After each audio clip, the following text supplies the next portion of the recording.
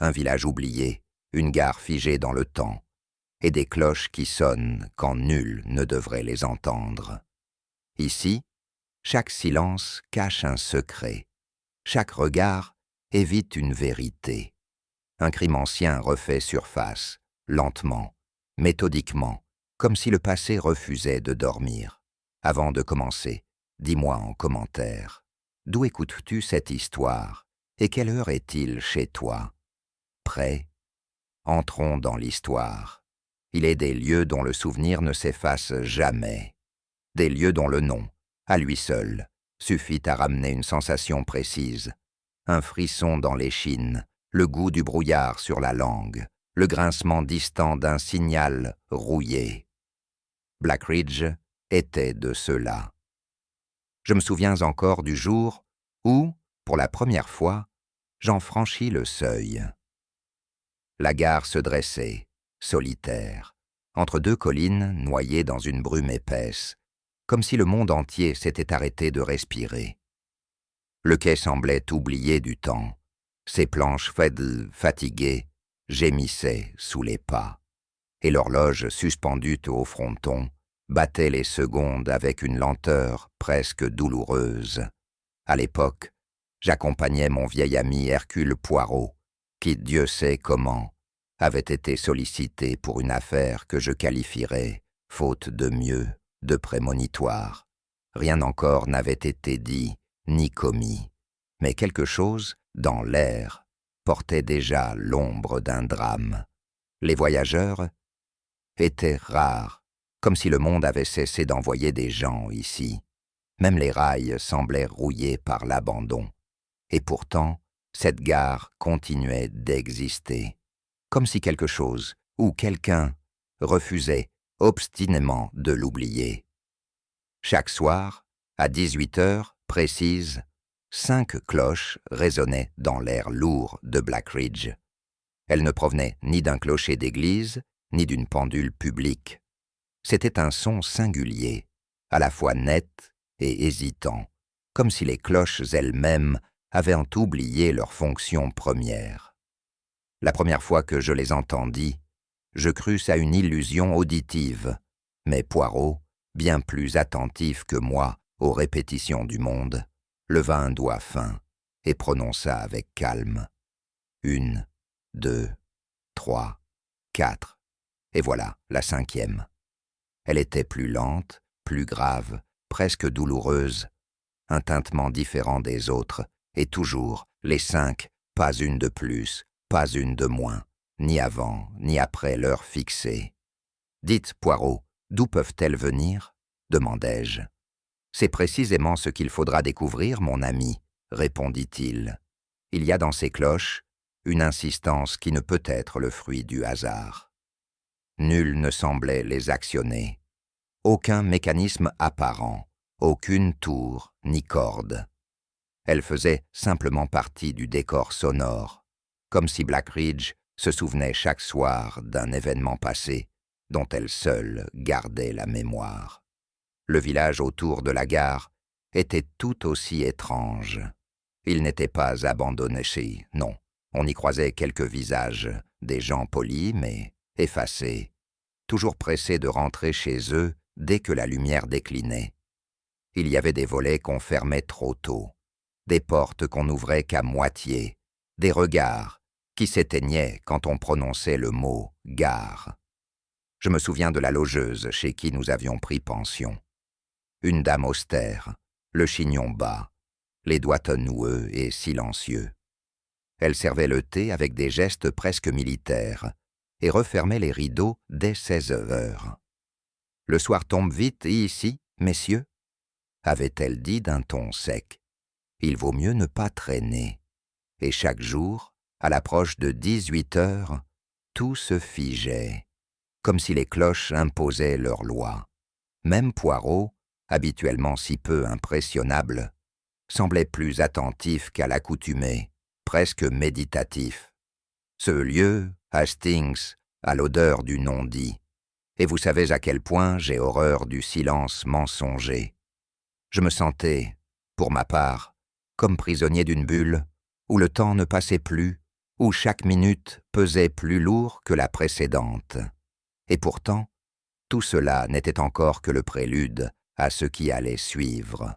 Car voyez-vous, nous n'étions pas venus là sans raison.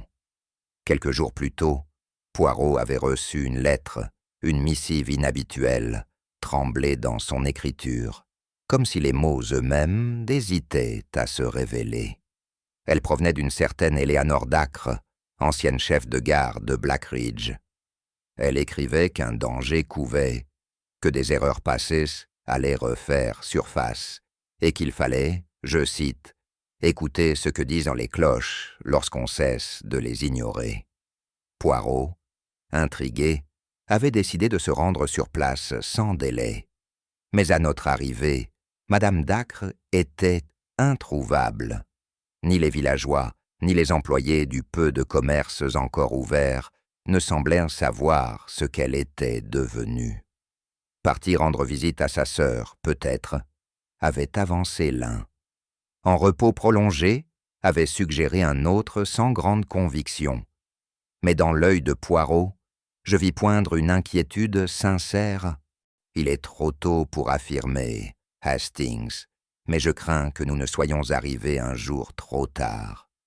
Et moi, dans le froid du soir, je sentis, sans pouvoir l'expliquer, que cette disparition n'était pas un accident.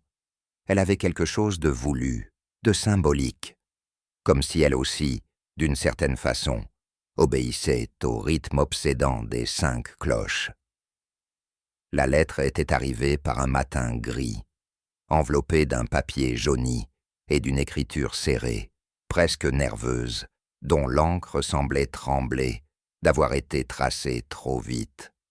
Poirot la décacheta lentement, ses yeux plissés examinant d'abord l'enveloppe avec ce soin maniaque que je lui connaissais. Le cachet postal indiquait Blackridge, un nom fort peu réjouissant, n'est-ce pas? Murmurai-je. Cela sonne comme un endroit qu'on évite volontairement. Poirot ne répondit pas tout de suite. Il parcourut les premières lignes, fronça les sourcils, puis me tendit le feuillet. « Lisez donc, mon ami. Dites-moi si vous ressentez, vous aussi, ce malaise. » Discret, mais insistant.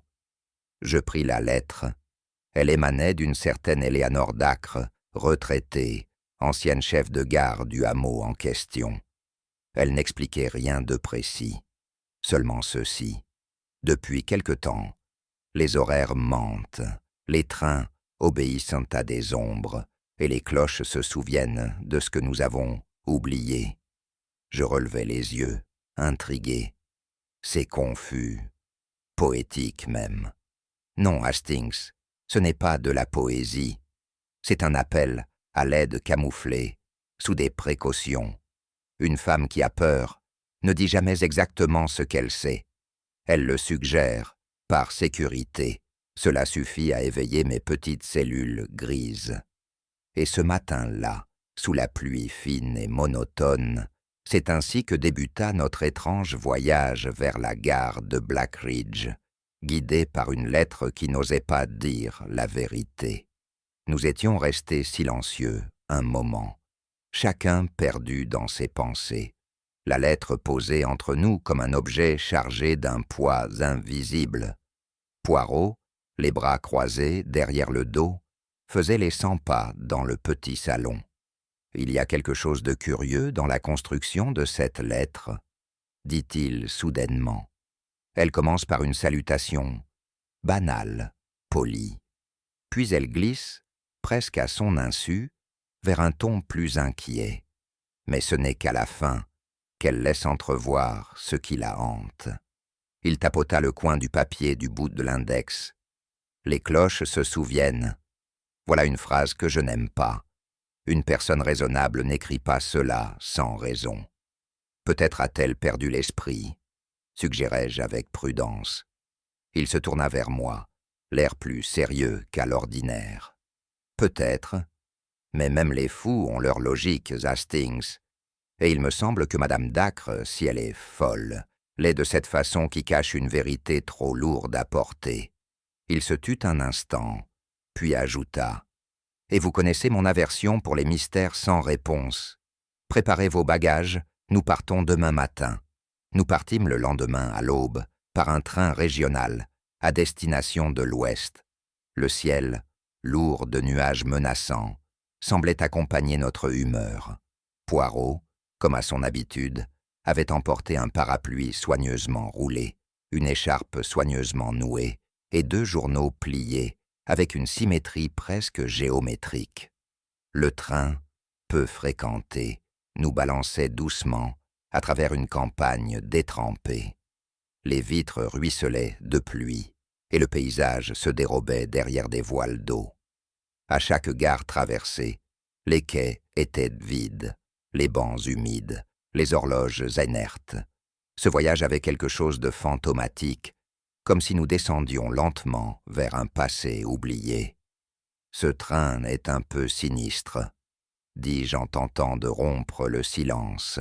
« Ce n'est pas le train, Hastings, » répondit Poirot, sans détourner les yeux de la vitre. « C'est la destination. » Je haussai un sourcil. « Vous pensez vraiment qu'il s'agit d'un danger réel, d'un crime à venir? Peut-être, ou d'un crime ancien, non élucidé, qui revient par vagues. Il est rare qu'une femme seule, âgée, écrive à un détective sans raison précise. Il est encore plus rare qu'elle évoque des horaires et des cloches. Non, mon ami, il y a là-dessous une histoire bien plus vaste. » Je me tournai vers l'extérieur. Nous approchions de Black Ridge. Le paysage semblait se contracter. Les champs devenaient plus sombres, les forêts plus épaisses. Une gare isolée nous attendait, et avec elle, peut-être, une vérité que le temps n'avait pas réussi à enterrer. Lorsque nous descendîmes enfin sur le quai de Black Ridge, un silence immédiat s'imposa à nous. Pas seulement l'absence de voix ou de cris, non, un silence plus profond, comme si le lieu tout entier retenait son souffle. La brume couvrait les collines et rampait entre les traverses comme une bête fatiguée. Personne ne nous attendait. Un vieil homme, coiffé d'une casquette d'employé ferroviaire, traînait une charrette à bagages vides. Il nous jeta un regard et marmonna quelque chose d'inaudible avant de disparaître derrière un entrepôt fermé. Poirot scrutait les abords du quai, son regard affûté à l'affût du moindre détail.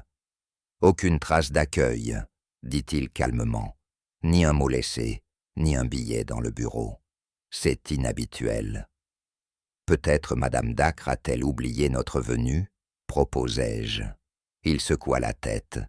Les gens qui ont peur n'oublient jamais. Ils annulent, ils fuient, ils préviennent, mais ils n'oublient pas. Nous prîmes un fiacre jusqu'au petit village adjacent, mais nul ne sembla avoir vu Madame Dacre depuis la veille. Une voisine parla vaguement d'une sortie nocturne. Un boulanger évoqua une habitude de solitude. Rien de concluant. Et dans cette absence, une tension nouvelle naissait. Ce n'était plus une lettre étrange, c'était désormais une disparition. Ce soir-là, comme les autres soirs, les cloches sonnèrent à 18 heures précises. Nous étions dans notre chambre d'auberge, les rideaux tirés, lorsque le premier tintement se fit entendre. Poirot, assis dans un fauteuil, posa son journal et ferma les yeux.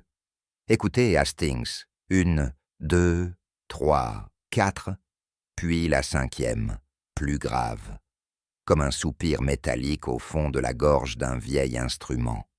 Je ne pus m'empêcher de murmurer « C'est inquiétant. » « Non, » corrigea Poirot, « c'est régulier. Et c'est cela qui est inquiétant. Une chose étrange qui se répète, chaque soir, sans raison apparente. C'est le début d'un schéma.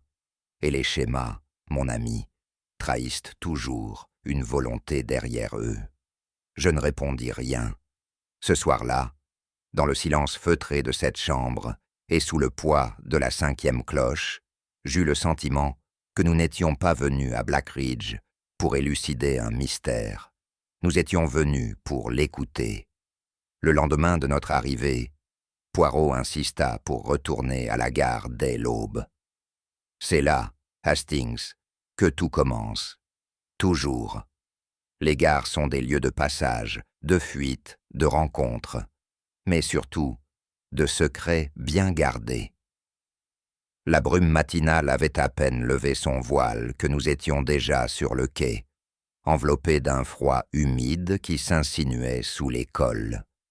Il n'y avait que peu de mouvement, un employé au geste lent, une femme au manteau trop grand, un jeune homme qui évitait soigneusement notre regard. Rien de remarquable, si ce n'est cette atmosphère de gêne collective, ce silence qui s'épaississait dès que nous nous approchions. Un banc, un panneau, une poubelle vide, tout semblait figé, comme dans un décor de théâtre où les acteurs refusent d'entrer en scène. Mais Poirot, lui, observait chaque détail avec cette intensité tranquille qui le caractérisait. « Voyez-vous, Hastings ?» dit-il en s'approchant d'un vieux distributeur de billets hors service. « Le problème ici n'est pas l'absence de mouvement, mais son contrôle. Chacun de ces villageois surveille l'autre du coin de l'œil. Il n'y a pas de hasard dans leurs déplacements. » Je suivis son regard vers une dame âgée qui, en nous voyant, fit aussitôt demi-tour. Un homme s'arrêta de parler dès qu'il croisa notre chemin.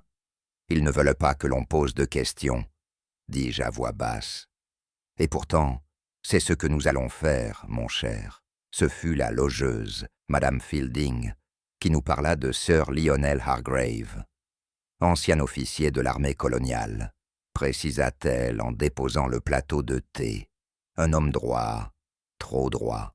Il n'aime pas que l'on remue les souvenirs. Poirot haussa un sourcil, intéressé. Peu de temps après, nous fîmes la connaissance du personnage dans sa véranda, assis dans un fauteuil à roulettes, le regard perçant malgré l'âge. « Vous venez fouiller dans de vieilles histoires, monsieur Poirot.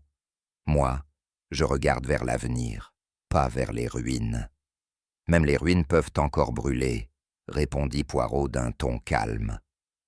Le colonel plissa les yeux. « Eleanor Dacre est une femme entêtée. Elle l'a toujours été. Trop de scrupules. On ne mène pas une gare comme une église. » Il refusait de répondre à nos questions.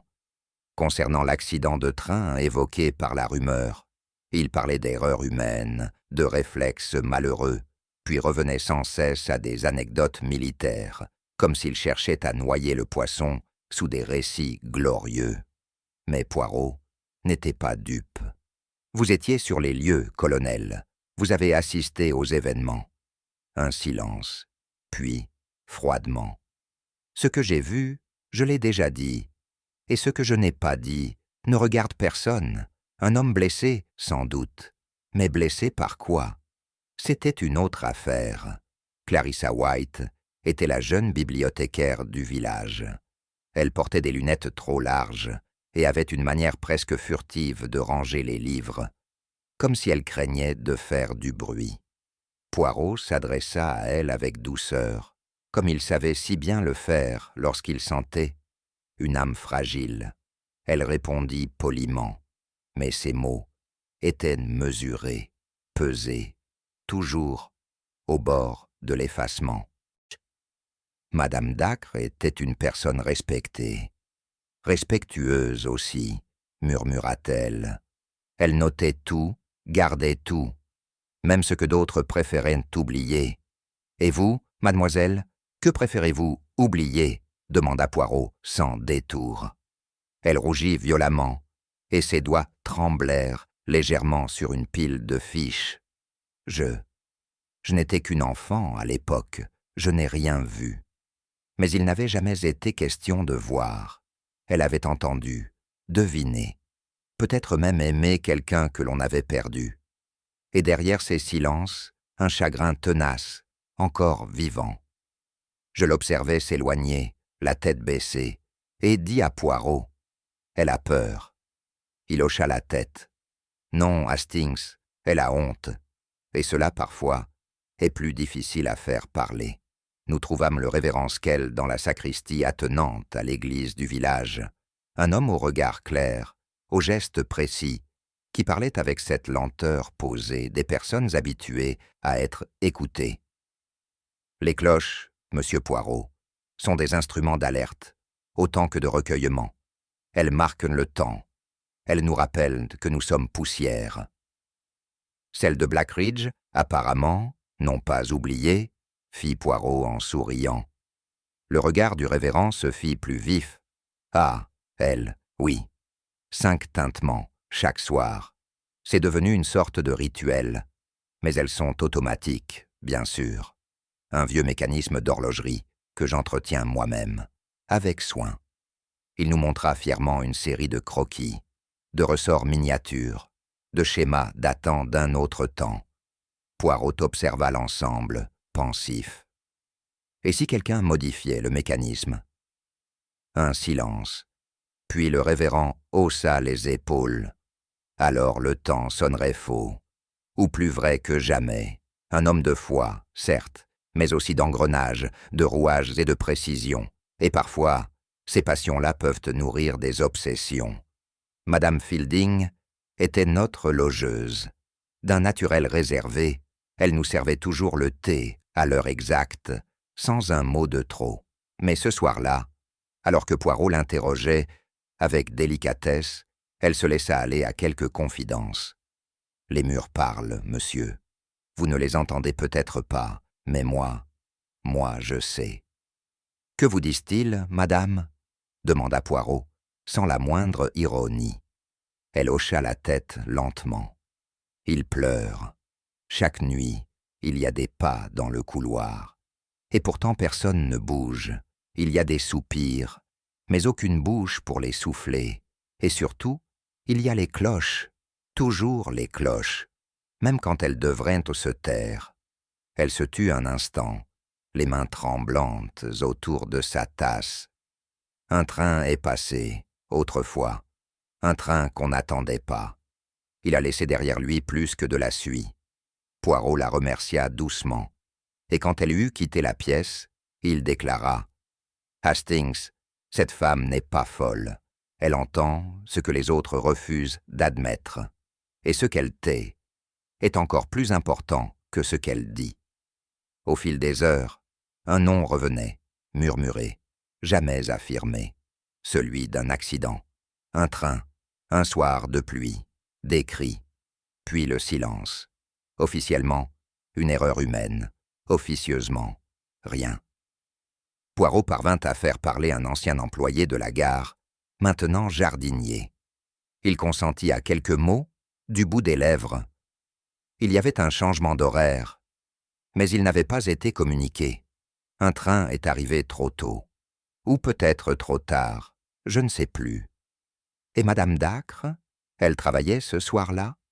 Elle a, comment dire, elle a fait ce qu'elle a pu, mais on l'a fait taire après. On l'a envoyée en congé, puis plus rien. Personne ne voulait en dire davantage.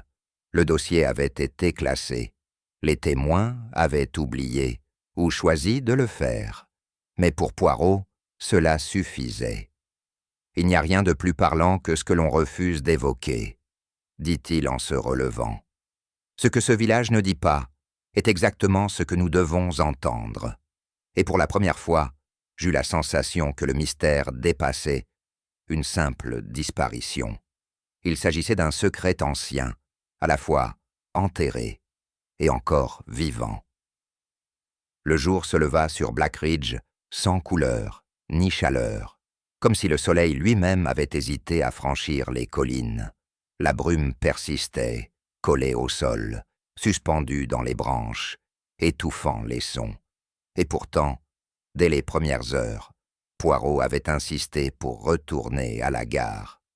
C'est là que se joue l'essentiel, Hastings. Les lieux ont une mémoire. Et ce matin, je crois qu'elle va parler. Il marchait lentement, son regard fouillant chaque détail. Moi, je frissonnais, davantage du pressentiment que du froid. Puis, nous la vîmes, cette silhouette qui semblait nous attendre, un wagon abandonné, tiré sur une voie secondaire, dont la porte battait doucement.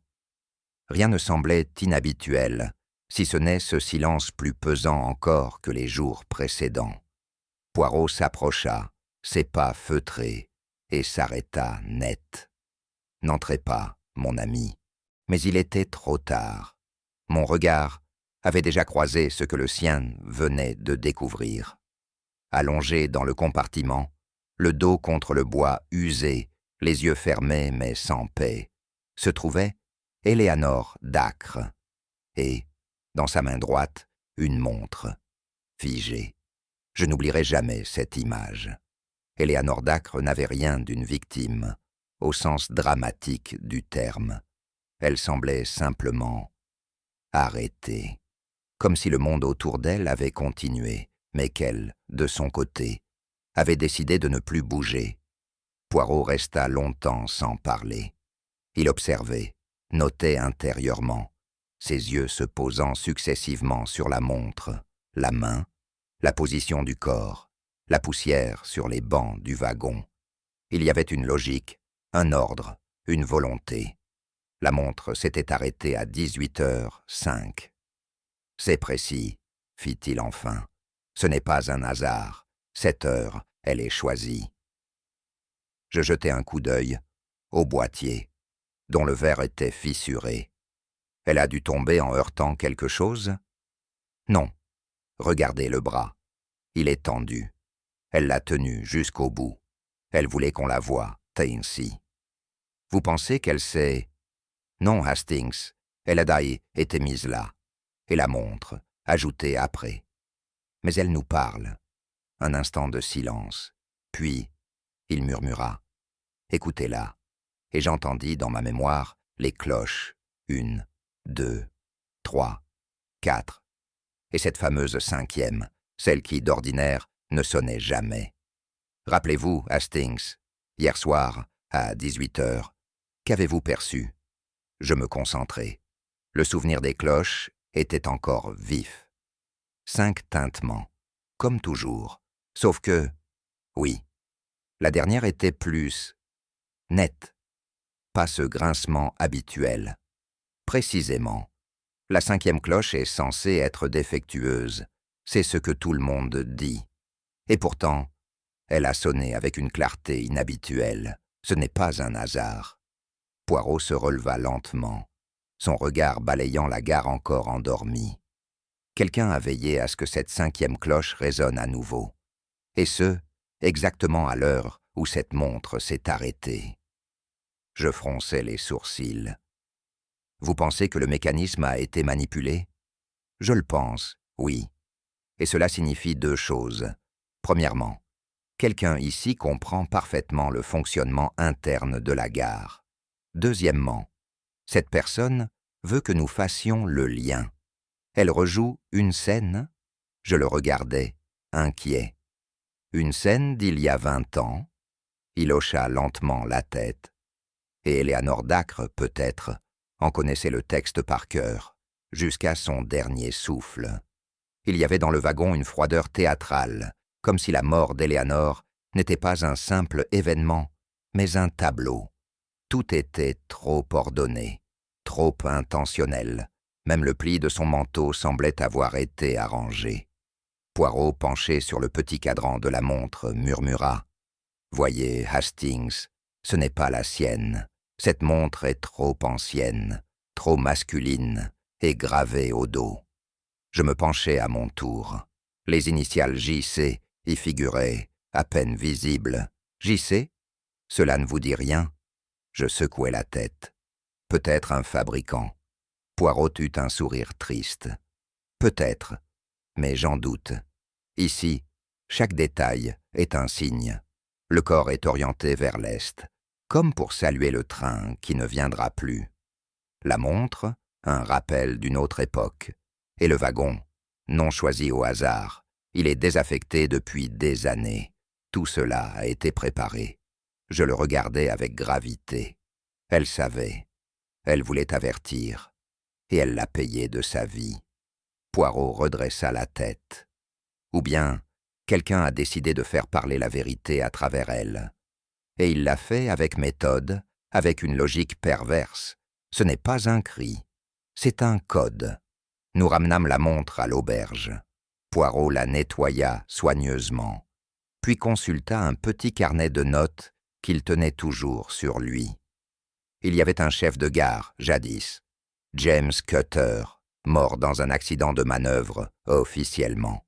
Mais plusieurs éléments, autour de sa disparition, sont restés flous. Il avait disparu pendant 2 jours, puis son corps avait été retrouvé près d'un aiguillage. L'affaire avait été classée rapidement. Je sursautai.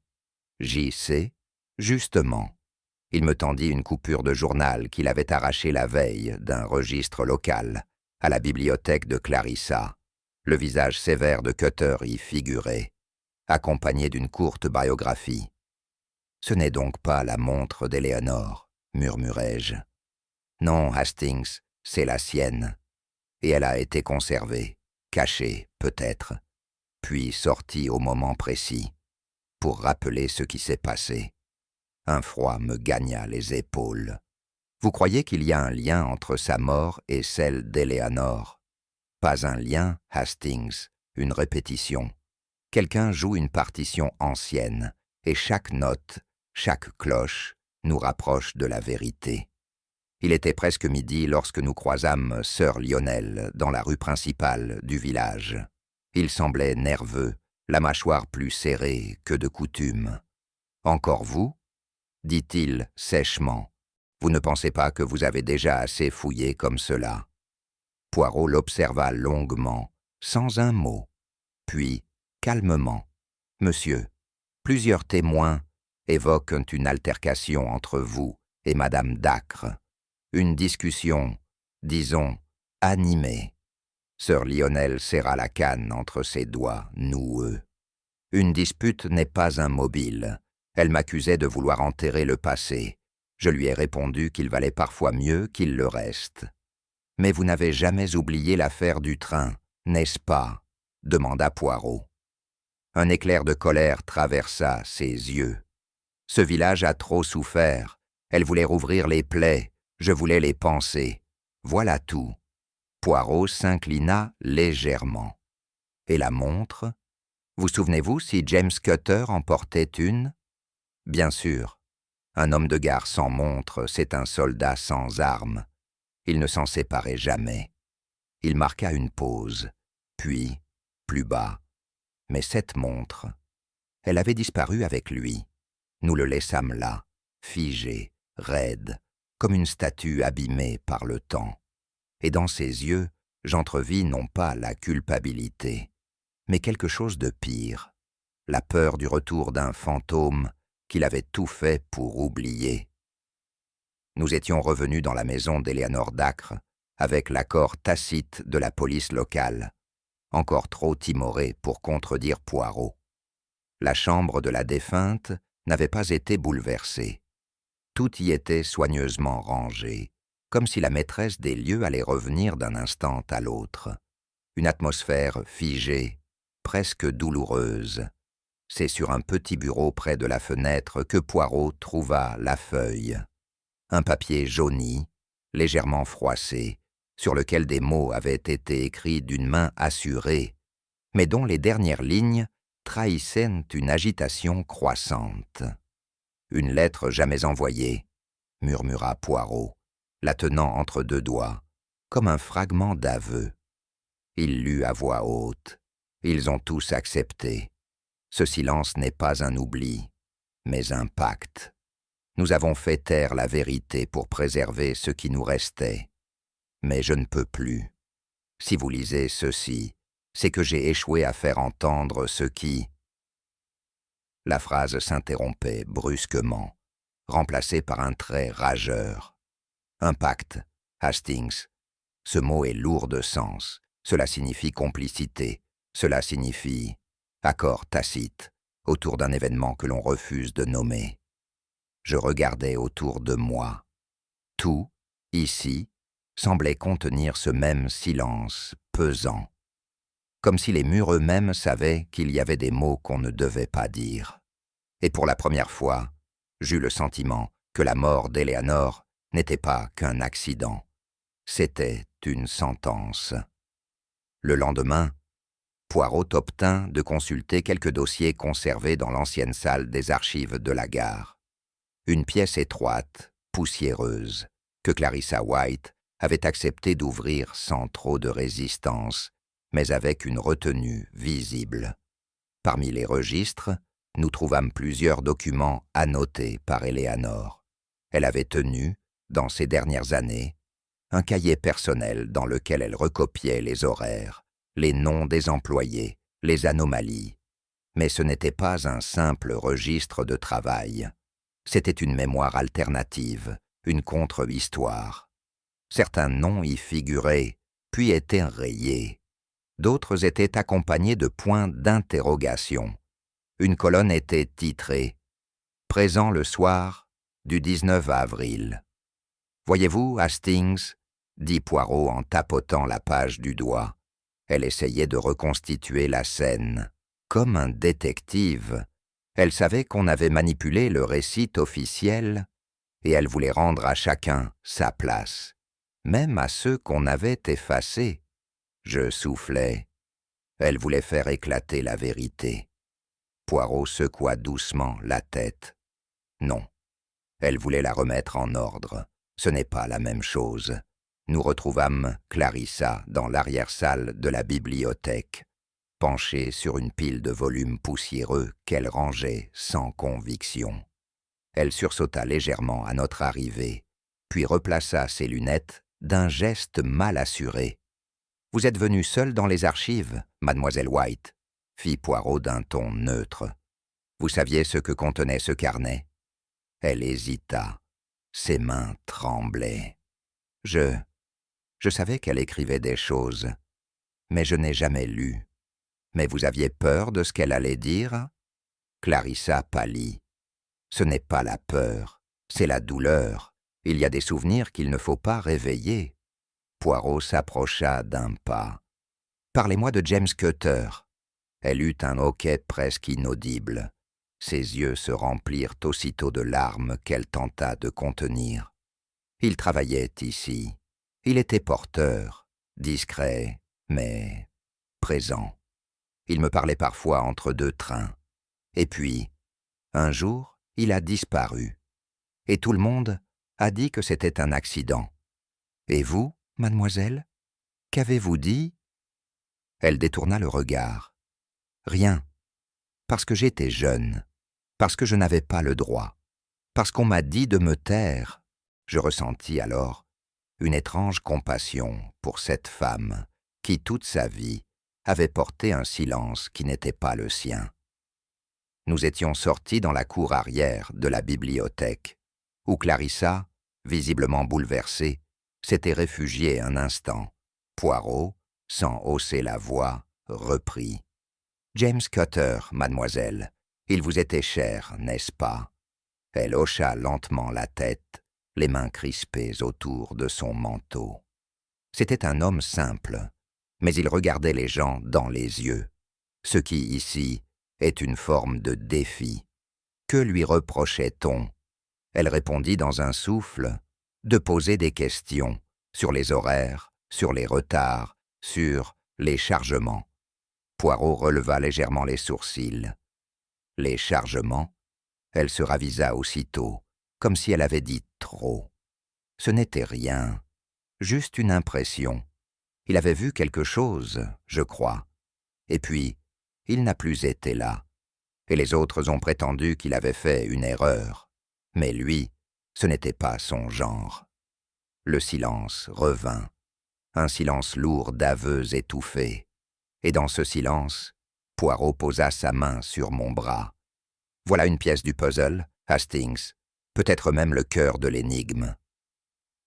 Nous regagnâmes notre chambre en fin d'après-midi. Poirot, assis dans le fauteuil près de la fenêtre, gardait les bras croisés. Il semblait absorbé par une réflexion intérieure. « Clarissa, dit-il enfin, est le type même de la femme qu'on oublie, discrète, effacée. Et pourtant, sous cette surface calme, il y a une tension immense, un chagrin profond, non résolue.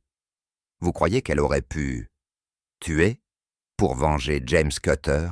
C'est possible, Hastings. L'amour, surtout lorsqu'il est étouffé par le temps, peut devenir une forme de poison. Je ne sus que répondre. L'idée d'un tel mobile me troublait. Mais ce serait trop simple, ajouta Poirot après un moment. Et vous savez combien je me méfie de ce qui est simple. Le soir même, tandis que les cloches sonnaient, leur litanie rituelle, Poirot brisa le silence entre nous.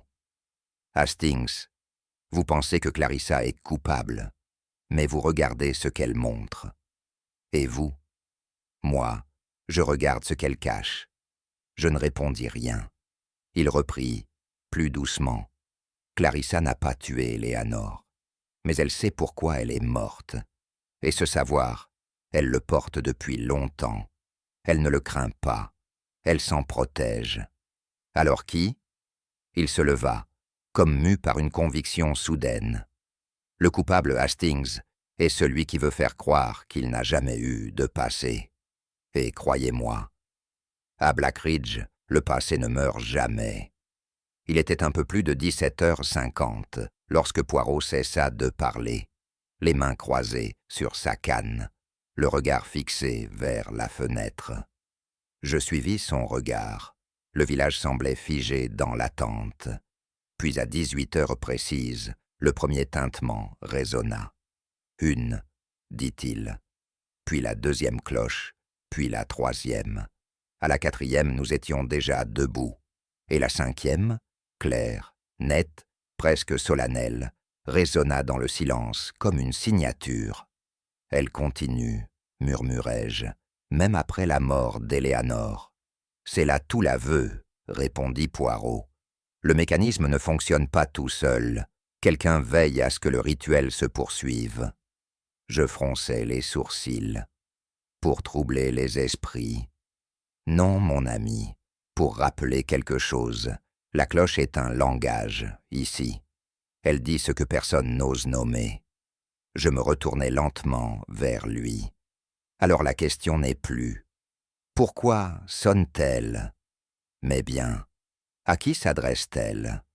Il ne répondit pas, mais dans ses yeux, je compris qu'il connaissait déjà la réponse, ou qu'il en redoutait une plus que les autres. Nous interrogeâmes discrètement l'un des employés de la gare, un homme aux gestes lents, aux phrases hachées, comme s'il craignait que chaque mot ne se retourne contre lui. Poirot, avec sa courtoisie habituelle, parvint à gagner sa confiance. « Le local des cloches ?» répéta l'homme. « Mais il est fermé, monsieur, depuis des années, muré même, après l'accident. »« Vous en êtes certain ?» demanda Poirot doucement. « On m'a toujours dit que personne ne devait y entrer, trop dangereux. Et puis, les gens n'aiment pas parler de cette pièce. Et pourtant, chaque soir, les cloches sonnent. » Le visage de l'homme se crispa. « Moi, je ne sais rien. Je ne veux pas d'histoire. » Il s'éloigna sans attendre. Poirot resta pensif un long moment. « Il est impossible que ce soit un automatisme, Hastings. Un système mécanique laissé à l'abandon ne peut maintenir une telle régularité, surtout avec une cloche censée être défectueuse. » Je hochai la tête, pris d'un frisson. Quelqu'un y entre. Quelqu'un entretient ce rituel. Poirot acquiesça. Et cette personne connaît parfaitement les lieux, voire en possède la clé. Ce soir-là, sur l'insistance de Poirot, nous quittâmes discrètement l'auberge peu après 23 heures. Il tenait à vérifier lui-même l'état du mécanisme. J'étais peu enthousiaste à l'idée d'une expédition nocturne dans une gare à moitié oubliée, mais j'avais appris, avec les années, que lorsque Poirot s'entête, il a généralement raison. Nous franchîmes les grilles, traversâmes les rails humides, et nous dirigeâmes vers une porte en fer rouillé, encastrée dans un pan de mur oublié. Poirot en examina les bords. « Regardez, Hastings, les marques ici. Elles sont récentes. Je ne vis qu'une rainure légèrement dégagée, mais il poursuivit. Quelqu'un a forcé cette ouverture, et il y a eu des passages fréquents. Voyez la mousse, écrasée à intervalles réguliers. Il sortit un petit outil de sa poche, fit sauter le loquet rouillé, et la porte s'ouvrit en grinçant. Une odeur de métal ancien et de poussière monta à nos narines. Nous pénétrâmes dans un escalier étroit qui montait vers les hauteurs de la gare. Chaque marche semblait gémir sous notre poids, mais Poirot ne ralentissait pas. Arrivé dans la salle des cloches, il alluma sa lampe de poche. Ce que nous découvrîmes me glaça, un mécanisme complexe, entretenu, huilé, des poulies, des contrepoids, et la 5e cloche, brillante comme neuve. « Hastings, dit-il enfin, ce n'est pas un vestige, c'est une œuvre qu'on entretient chaque jour. » Poirot se pencha sur le mécanisme avec l'attention d'un horloger. Il effleura les engrenages, suivit les câbles du regard, s'arrêta sur un petit boîtier en cuivre masqué derrière un panneau de bois. Voilà l'origine, Hastings, le déclencheur. Je m'approchai. Une horloge à poids? Oui, mais elle a été modifiée. Regardez ici, une pièce a été changée récemment. Ce laiton est plus neuf que le reste, et ici, un contrepoids d'Adec a été déplacé pour ajuster la 5e cloche, précisément. Vous voulez dire que quelqu'un a saboté, ou plutôt corrigé, volontairement le mécanisme, pour qu'il sonne à nouveau comme il y a 20 ans. Je restai un moment sans voix. Il faut des connaissances précises pour cela, et de la patience, de la minutie, de l'obsession même. Ce n'est pas un simple caprice, c'est une mise en scène, Hastings, une reconstitution, une réplique exacte d'un rituel ancien, destiné à évoquer un passé que certains voudraient faire taire. Je regardais les rouages briller doucement dans la pénombre. Vous croyez que ce n'est pas seulement pour nous troubler, mais pour nous guider. Poirot ferma doucement la boîte. Non, Hastings, ce n'est pas une provocation, c'est une confession. Et celui qui la signe connaît chaque rouage, jusqu'à celui du souvenir. En examinant de plus près les supports métalliques et les câbles reliés aux cloches, Poirot s'accroupit et toucha du doigt une trace à peine visible. « De la graisse, murmura-t-il, et fraîche. Voyez cette empreinte partielle. Quelqu'un a glissé ici récemment, sans doute en remontant l'un des poids.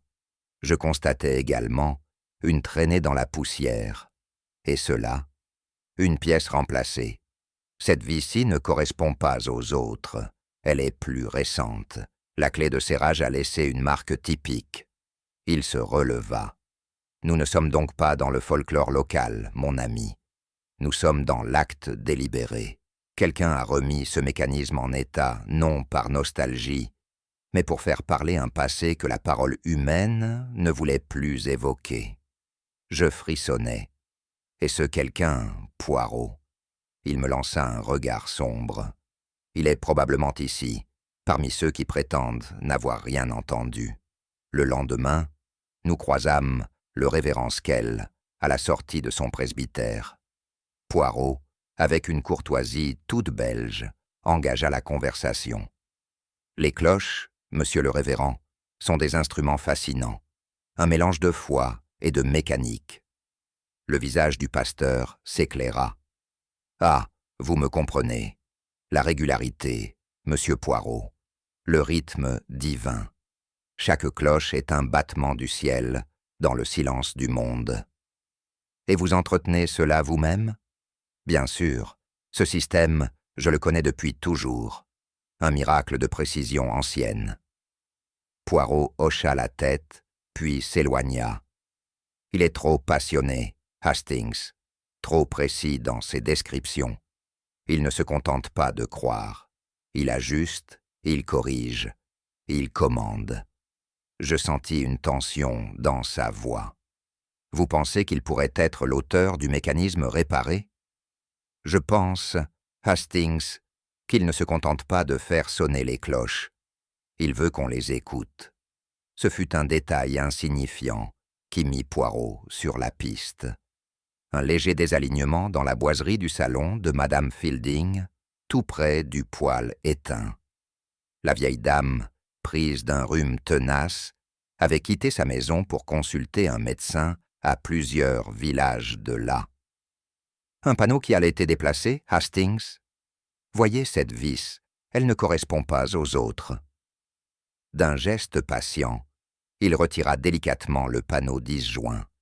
Derrière, soigneusement enveloppé dans une toile cirée, se trouvait un registre relié de cuir, au papier jauni mais intact, un registre de circulation ferroviaire, lut Poirot avec satisfaction. Un original, daté du 19 avril, 20 ans plus tôt. Il s'assit, le feuilleta lentement, annotant les lignes au crayon. Mon regard tentait de suivre, mais il était clair que seule la logique hermétique de mon ami pouvait relier ces chiffres, ces heures, ces noms à une vérité enfouie. « Il y a une chose qui cloche, » dit-il soudain. « Voyez ici, un train référencé, mais rayé d'un trait net. Et pourtant, il a bel et bien circulé ce soir-là. » Je me penchai. « Vous voulez dire qu'un train fantôme est passé à Blackridge ?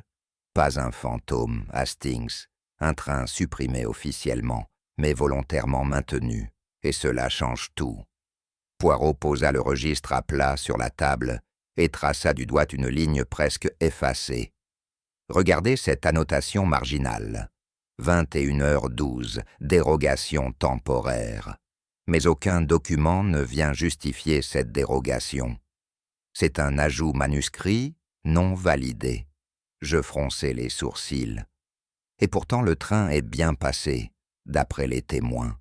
Justement, les rares qui acceptent encore d'en parler parlent d'un train inattendu, d'un changement de dernière minute, de confusion sur le quai.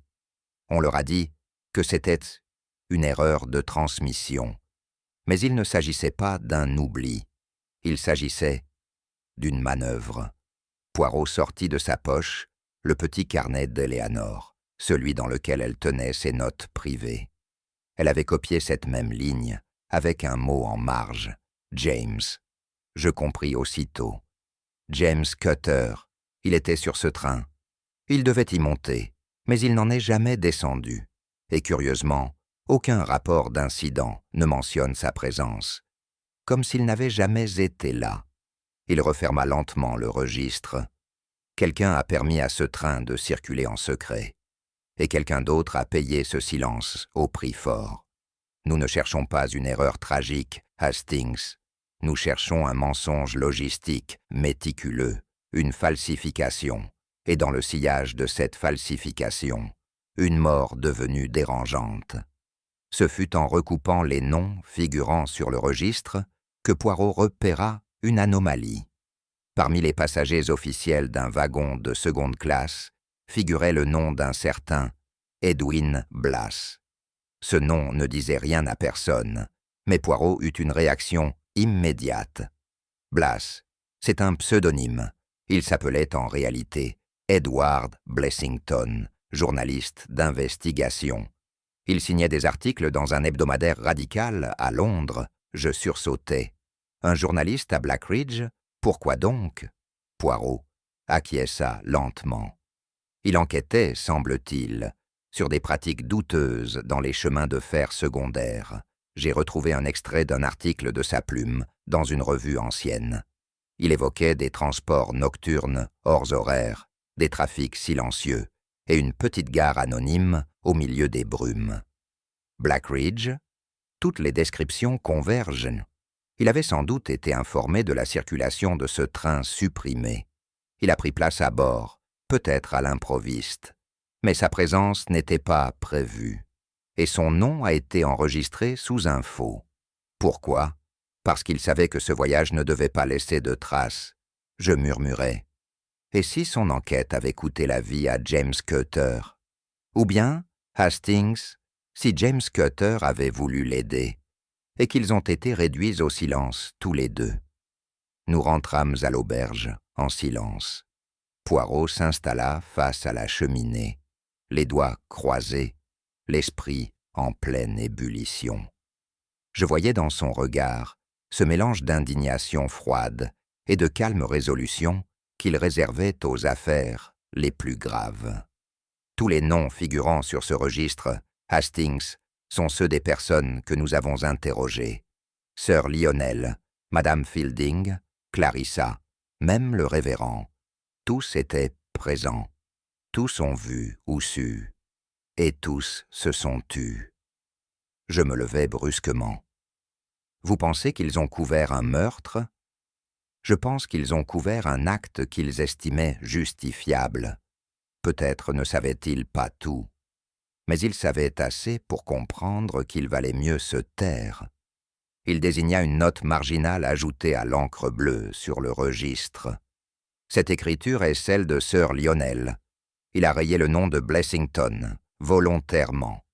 Il savait que sa présence était inacceptable. Je serrai les poings. Ils ont tous menti. Et maintenant que Madame Dacre voulait briser le silence, elle est morte. Poirot se leva, lentement. C'est une conspiration de silence, Hastings, pas née de la malveillance, mais de la peur, de la honte, et d'un sentiment d'avoir été pris au piège par un moment trop grave pour être avoué. Le carnet d'Elénor, plus que les mots qu'il contenait, portait les marques d'une lutte intérieure, des passages griffonnés, ratureux, des phrases abandonnées, des débuts de témoignages jamais terminés. « Elle voulait parler ?» dit Poirot en caressant doucement la couverture, mais elle savait qu'une fois le secret dévoilé, il ne serait plus possible de revenir en arrière. Elle espérait quoi, exactement? Que quelqu'un d'autre parlerait à sa place, ou que la vérité s'imposerait d'elle-même. Mais dans ce genre de village, Hastings, le silence est une habitude. Une seconde nature. Il tourna une page. Regardez ici. Je n'ai jamais vu Edward Budd vivant, mais je sais qu'il a parlé à James, et James savait. Un soupir. Elle avait compris, et cela l'a isolé. Je restai un moment à fixer la ligne suivante, inachevée. Il m'a confié. Confié quoi?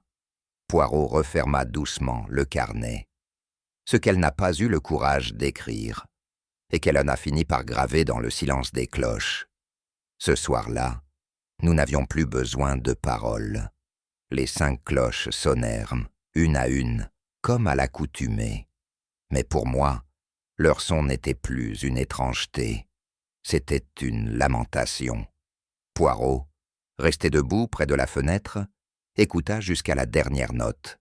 Ils n'ont pas couvert un crime, Hastings.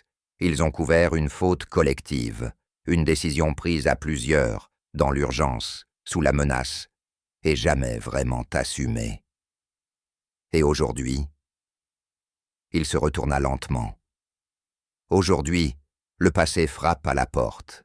Il veut entrer. Il veut être entendu. Ce n'est pas la justice qui réclame réparation, c'est la mémoire.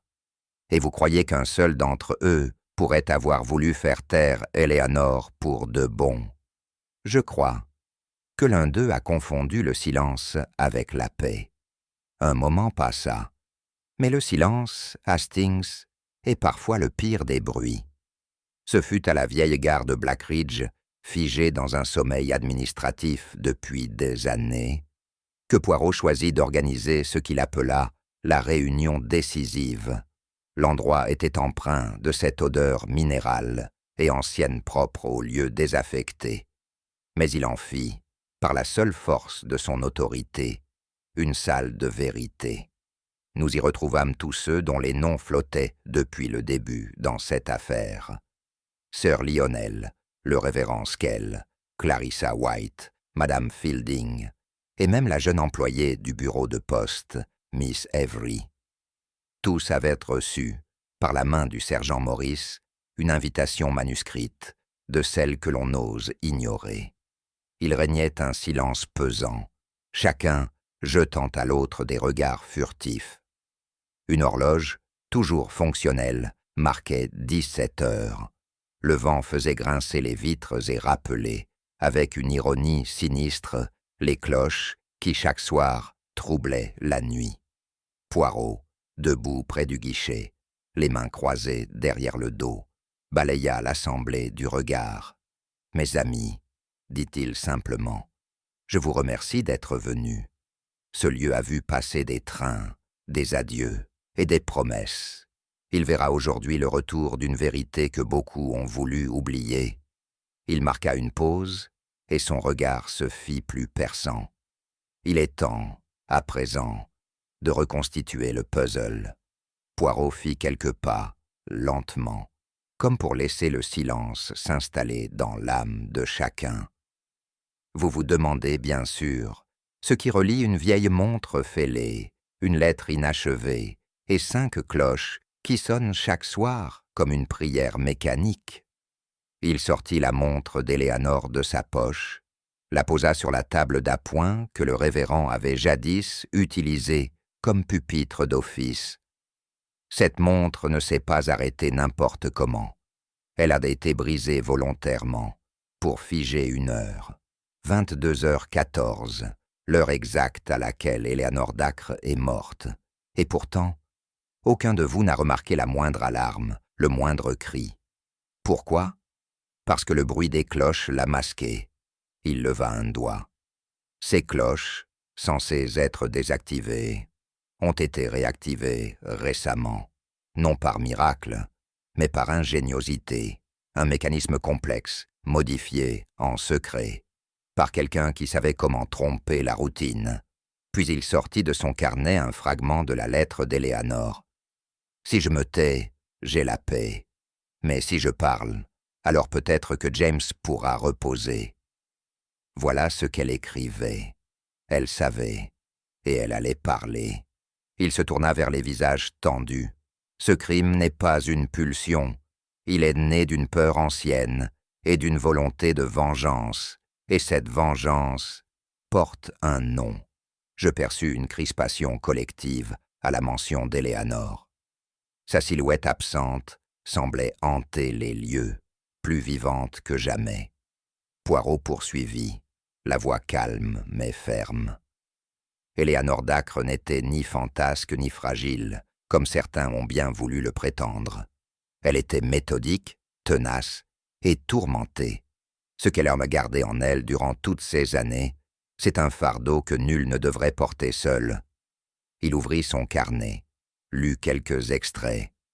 Le train n'aurait pas dû rouler, mais ils ont dit que c'était pour éviter un scandale, qu'il valait mieux oublier. James n'aurait jamais accepté. Voilà ses mots. Il referma le carnet. Éléanore s'apprêtait à envoyer une lettre, à Londres, au procureur général. Elle comptait tout révéler. La présence du journaliste Blessington, les falsifications dans le registre ferroviaire et surtout la responsabilité de certains notables de ce village dans la disparition d'un innocent. Un silence, lourd, se fit dans la pièce. Ce que vous appelez le passé, mes amis, Éléanore l'appelait la dette, et elle avait décidé qu'il était temps de la régler. Sir Lionel, jusque-là impassible dans son manteau de tweed, croisa les bras, son regard braqué sur Poirot, avec une froideur presque militaire. « Vous m'accusez donc d'avoir tué cette pauvre femme » lança-t-il d'une voix grave. Poirot incline légèrement la tête. « Pas encore, monsieur. Mais je vous accuse d'avoir pris, autrefois, une décision qui a mené au silence et au drame. » Il sortit un second document, jauni, sur lequel figurait une annotation. R22, autorisation exceptionnelle, signé L. Farrow. C'est votre écriture, n'est-ce pas? Sir Lionel resta muet, le menton raidi. Vous avez autorisé ce train à circuler malgré sa suppression. Blessington devait y monter, vous l'ignoriez peut-être, mais vous saviez que ce train cachait quelque chose. Clarissa, blême, murmura. Il a dit que c'était pour protéger les fonds, que ce n'était qu'une formalité. Poirot se retourna vers elle. Et vous l'avez cru. Il se tourna à nouveau vers Sir Lionel. « Vous avez peut-être agi par pragmatisme, monsieur, mais ce silence vous appartient. Quant au meurtre d'Éléanore, vous auriez eu un mobile parfait, mais vous ne l'avez pas commis. » Sir Lionel haussa un sourcil. « Alors qui ?» Poirot répondit simplement. « Celui qui savait que cette vérité vous condamnerait tous, et qui portait une douleur plus profonde que la vôtre. » Tous les regards convergèrent alors vers le révérend Skell. Il s'était reculé, légèrement, les mains jointes, le visage étrangement impassible. Poirot s'approcha. « Vous êtes un homme de foi, révérend, mais votre voix, vos sermons, vos mécanismes, tout en vous parle aussi d'autre chose, d'ordre, de précision et d'un regard scientifique que peu de théologiens possèdent. » Il sortit un article plié, jauni, sur lequel figurait une photographie de Blessington, aux côtés d'un jeune homme. « Votre frère, n'est-ce pas ?» Le silence devint insoutenable. « Il a changé de nom, vous aussi.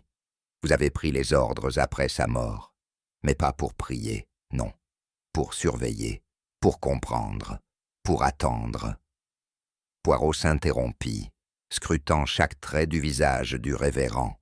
« Vous avez découvert ce que votre frère préparait, son enquête, son courage. Vous avez appris ce que Sir Lionel avait fait, et vous avez su, ce soir-là, que le silence l'avait tué. Vous ne pouviez rien prouver, alors, mais aujourd'hui, quand Éléanore s'est approchée de la vérité, elle aurait tout détruit, » lâcha le révérend d'une voix brisée. Même son souvenir. Il s'effondra, à genoux, les épaules secouées. « Je voulais que la cloche sonne pour lui, chaque soir, comme une prière qu'on n'entend plus. » Poirot s'agenouilla, non pour consoler, mais pour écouter.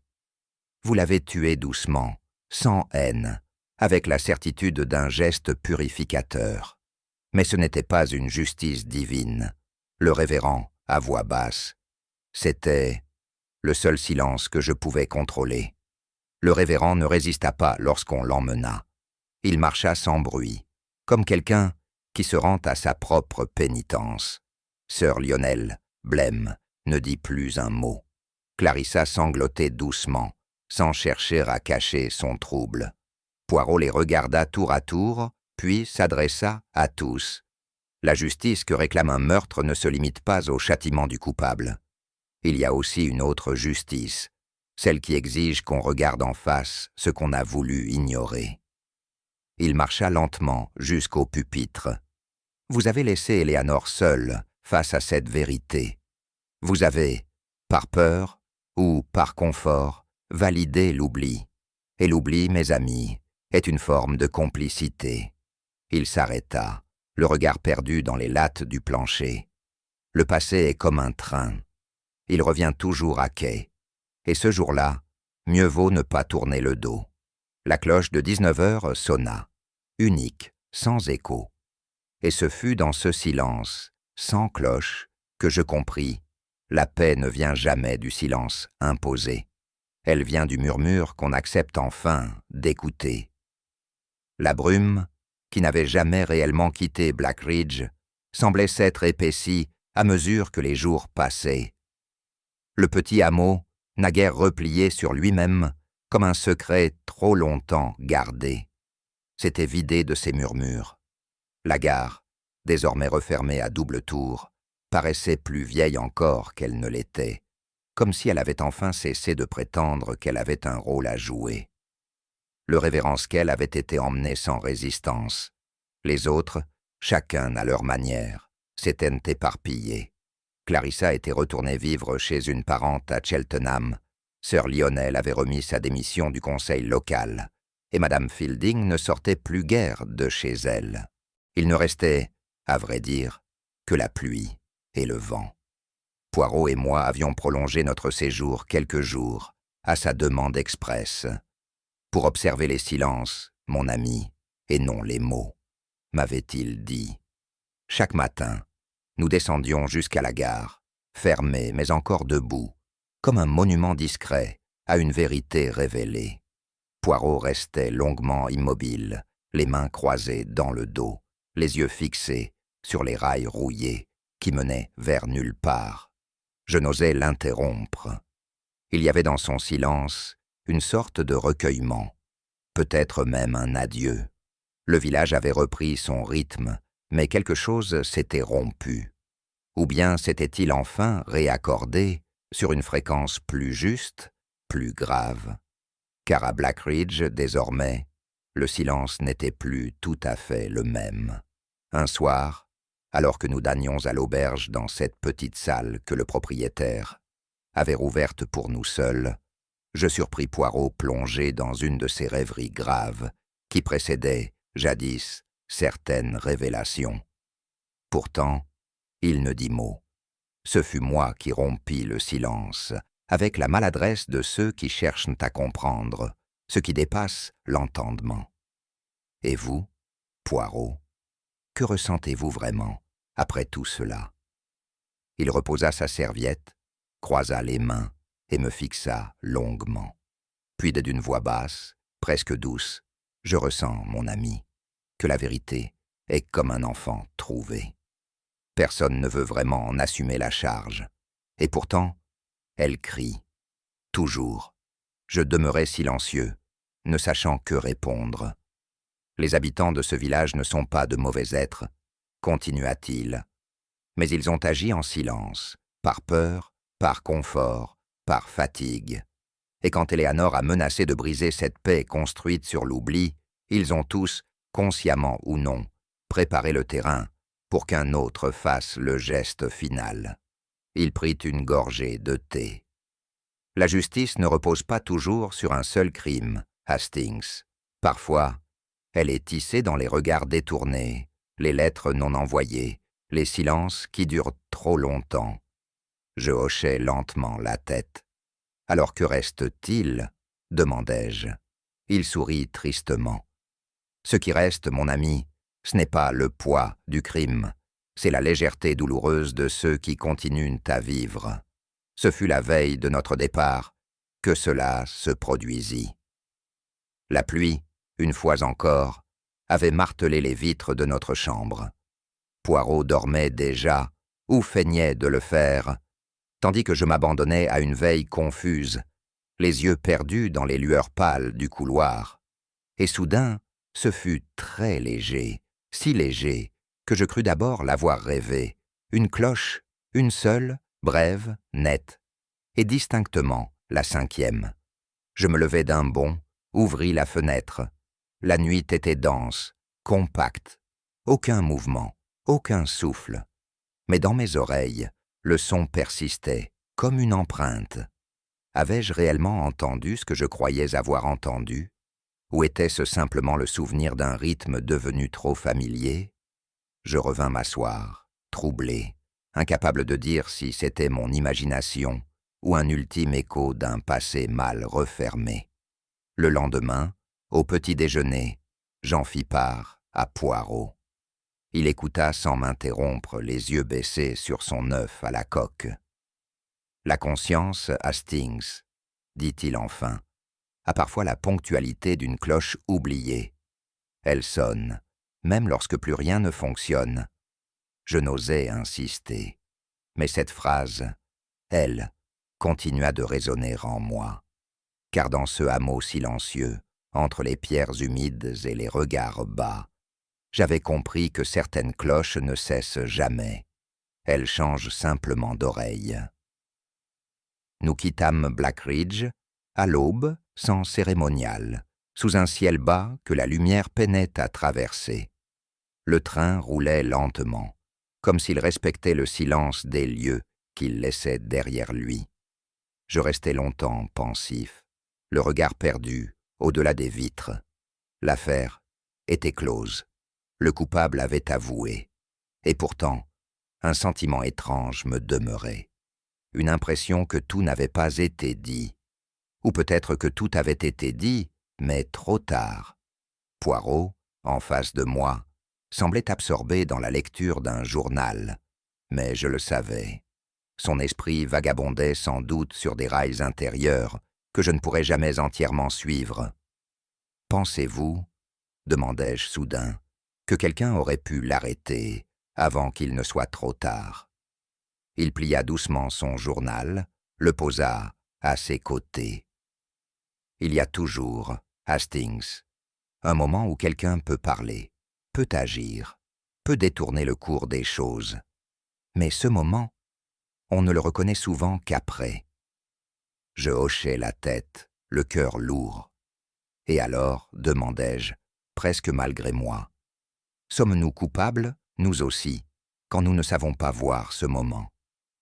Poirot ne répondit pas tout de suite. Puis, d'une voix douce, il dit « Ce n'est pas la justice qui juge cela, mon ami, c'est la conscience, et la conscience n'oublie rien. » Alors que le train poursuivait sa route, je restais là, avec cette question, discrète mais tenace, qui, je le savais, ne me quitterait plus. Il ne reste parfois qu'un écho dans l'air et le poids silencieux de ce que l'on a tu. Mais vous, dans ce hameau d'ombres et de cloches, auriez-vous su reconnaître la vérité derrière les silences?